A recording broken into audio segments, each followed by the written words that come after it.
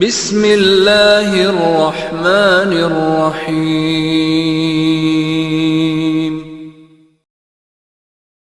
السلام عليكم ورحمة الله وبركاته.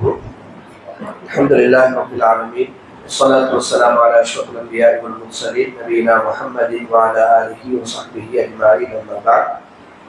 அன்புக்குரிய எல்லாம் வல்ல அல்லாஹு தஆலாவின் நல்லடியார்களே, புனிதமிக்க ரமலானுடைய மாதத்தின் 27வது நாள் அல்லாஹுடைய மாளிகையில் அதிகாலை தொழுகையை நிறைவேற்றியவர்களாக அமர்ந்திருக்கிறோம். அல்லாஹுடைய அருள்களும் நன்றி மறந்த மனிதனும் என்கிற அந்த தொடரின் கீழ் இன்றைய தினம் நாம் அல்லாஹு தஆலா எங்களுடைய வாழ்க்கையில் வாழ்ந்து கொண்டிருக்கிற ஒவ்வொரு கட்டத்திலும் அல்லாஹு தஆலா எங்களுக்கு என்ற ஒரு கடந்த காலத்தை வைத்திருப்பார். இங்க இருக்கின்ற ஒவ்வொரு சகோதரனும் நிறைய சோதனைகளை தாண்டித்தான் இந்த நிலைக்கு நாம் வந்திருக்கோம். ஒரு காலம் கடுமையான கஷ்டத்தோடு வறுமையோடு போராடி நிறைய பிரச்சனைகளை சந்தித்து நிறைய பொருளாதார ரீதியான நெருக்கடிகளை சந்தித்து நாம் இந்த நிலைக்கு உயர்ந்து வந்திருக்கிறோம். அந்த நேரங்களில் எல்லாம் நிறைய அல்லாஹ்விடத்தில் பிரார்த்தனை செய்திருப்போம், கஷ்டப்பட்டிருப்போம். எத்தனையோ விஷயங்களை பார்க்கிறோம். நிறைய பேர் பேசுவார்கள், இன்று நாங்கள் ஒரு பெருநாள் வந்துவிட்டால் அந்த பெருநாளைக்கு 2, 3, 4 ஆடைகள் என்று எடுக்கிறோம். ஒரு காலம் இருந்திருக்கும், ஒரு பெருநாள் கூட வெறும் நாளாக கழிந்து போகிற காலம் நிறைய பேருடைய வாழ்க்கையில் இருந்திருக்கும். பெருநாளைக்கு உடுப்படுப்பதற்கு வசதி இருந்திருக்காது, சாப்பிடுவதற்கு சரியான உணவு இருந்திருக்காது, ஆரோக்கியமாக வாழ்வதற்குரிய வழிகள் இருந்திருக்காது. ஆனால் அந்த நிலைகளில் இருந்தெல்லாம் தாண்டி அல்லாஹு தஆலா எம்மை இன்று ஒரு நல்ல நிலைக்கு வைத்திருக்கிறார். நாம் நினைத்துக் கொண்டிருக்கிறோம் எங்களுடைய பொருளாதாரம், நாம் கஷ்டப்பட்டு உழைத்தோம், கஷ்டப்பட்டு படித்தோம், அதனால் நல்ல நிலைக்கு இருக்கிறோம் என்று நாம் நினைத்துக் கொண்டிருக்கிறோம். அப்படி அல்ல. என்னையும் உங்களையும் அல்லாஹு தஆலா இந்த நிலைக்கு மாற்றி வைத்திருக்கிறார். ஒரு சோதனைக்கு பிறகு எவ்வளவோ கஷ்டத்தோடு இருந்தனால் அந்த கஷ்டத்திற்கு பிறகு நல்ல நிலையில் நாம் இருக்கிறோம். ஒருமுறை அபூ ஹுரைரா ரலியல்லாஹு அன்ஹு அவர்கள் உமர் ரலியல்லாஹு அவருடைய ஆட்சி காலத்தில் ஒரு பட்டு துணியினால் மூக்கு சிந்திக் கொண்டிருக்கிறார், மூக்கை துடைத்துக் கொண்டிருக்கிறார். அந்த நேரம் அவர்கள் தன்னோடு இருந்த சஹாபாக்களுக்கு சொல்லுகிறார்கள், இந்த அபூ ஹுரைரா யார் என்று தெரியுமா? ஒரு கட்டத்தில் மதீனாவில் அஸ்ஹாபு சுஃபா என்று சொல்லுகிற திண்ணை தோழராக இருந்தவர் இந்த அபூ ஹுரைரா. சாப்பிடுவதற்கு எதுவும் இல்லாமல், எழுந்து நடக்க முடியாமல் மஸ்ஜிது நபவியுடைய வாசலிலே நான் வந்து படுத்துக் கொள்வேன்.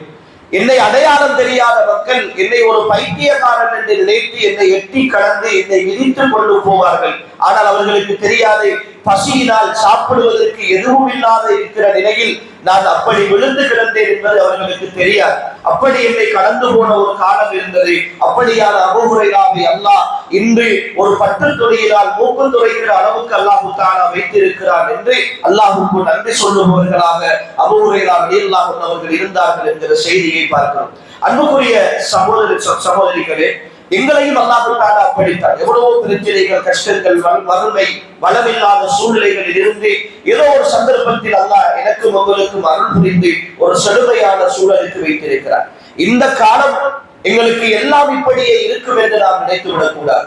எல்லா காலமும் இப்படியே நாம் வாழ்ந்து விட்டு மௌத்தாகி விடுவோம் என்று நினைத்து விடக்கூடாது. இந்த நாட்களை நாங்கள் மாற்றி மாற்றி கொண்டு வருவோம் என்று அல்லாஹ் சொல்லுகிறார். இந்த நிஅமத்தும் அல்லாஹ் எங்களுடைய பழைய நிலையில் இருந்து என்னை இந்த நிலைக்கு கொண்டு வந்ததும் என்னுடைய வாழ்க்கையில் நிலைக்க வேண்டுமாக இருந்தால் நான் அல்லாஹுக்கு நன்றி செலுத்துகிற விஷயத்தில் தான் அது இருக்கிறது. அல்லாஹுக்கு நன்றியுள்ள அடியானாக நான் இருக்கிறேனா என்கிற விஷயத்தில் தான் அன்புக்குரிய சகோதரர்களே என்னுடைய வாழ்க்கையினுடைய இந்த நிலையும் இதனுடைய அதிகரிப்பும் இருக்கிறது. நீங்கள் நன்றியோடு இருந்தால் உங்களுக்கு திட்டமாக நிச்சயமாக நான் அதிகரித்து தருவேன். நீங்கள் நன்றி கெட்டு நடந்தால் அல்லாஹ் உங்களுக்கு நான் குறைப்பேன் என்று சொல்லவில்லை, இல்லாமலாக்குவேன் என்று சொல்லவில்லை.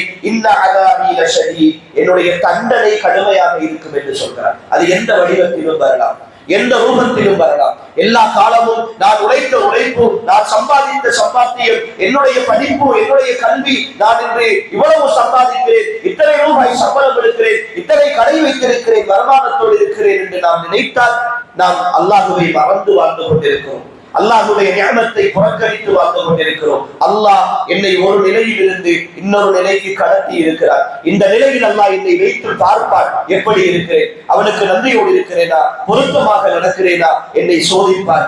இல்லை என்றால் மீண்டும் என் வாழ்க்கையை தலைகீழாக மாற்றுவதற்கும் அவனுக்கு சக்தி இருக்கிறது. எனவே அன்புக்குரிய சகோதரர்களே, வாழ்ந்து கொண்டிருக்கிற இந்த வாழ்க்கை கடந்த காலத்தோடு ஒப்பிடுகையில் எவ்வளவோ நல்ல நிலையில் நாம் இருக்கிறோம், எவ்வளவோ சந்தோஷமான நிலையில் இருக்கிறோம், எவ்வளவோ உயர்ந்த நிலையில் நாம் இருக்கிறோம். அந்த நிலையில் அல்லாஹ் என்னையும் உங்களையும் வைத்ததற்காக அல்லாஹ்வுக்கு நன்றி உள்ளவர்களாக இருப்போம். அல்லாஹ்வுக்கு நன்றி செலுத்துதல் என்பதை வெறுமனே நான் நன்றியோடு இருக்கிறேன் என்பது மாத்திரமல்ல, நாம் எதற்காக அல்லாஹ் இந்த நியமத்துக்களை தந்தானோ அதற்காக வேண்டி நாம் செலவழிக்க வேண்டும், அதற்காக வேண்டி அதை பயன்படுத்த வேண்டும். பொருளாதார வசதியை அல்லாஹ் யாருக்கு கொடுத்து கண்ணியப்படுத்தி இருக்கிறாரோ அவர்கள் நீங்கள் சம்பாதித்தாதாக நினைத்து விடாமல் அல்லாஹ் தந்த அருளாக நினைத்து, உங்களை போன்று தேவையுள்ள நிறைய மக்கள் இருப்பார்கள், இன்னும் பிரச்சனைகளோடு வாழ்ந்து கொண்டிருப்பவர்கள் இருப்பார்கள், இன்னும் வறுமையோடு போராடி கொண்டிருப்பவர்கள் இருப்பார்கள். நினைத்துவிடக் கூடாது கேட்பவர்களுக்கு மட்டும்தான் கொடுக்க வேண்டும் என்பதல்ல இந்த மார்க்கத்தினுடைய நிலைப்பாடு.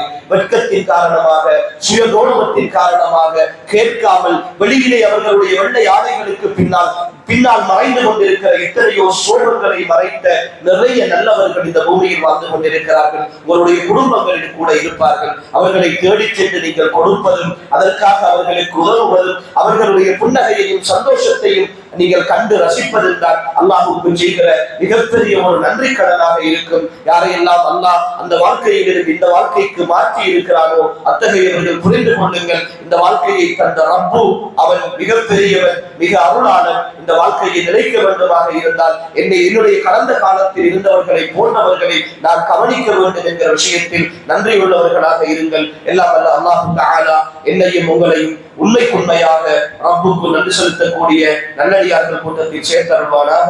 வஆகிரு தஅவானா அல்ஹம்துலில்லாஹி ரப்பில் ஆலமீன். வஸ்ஸலாமு அலைக்கும் வரஹ்மத்துல்லாஹி வபரகாத்துஹு. والحمد لله رب العالمين.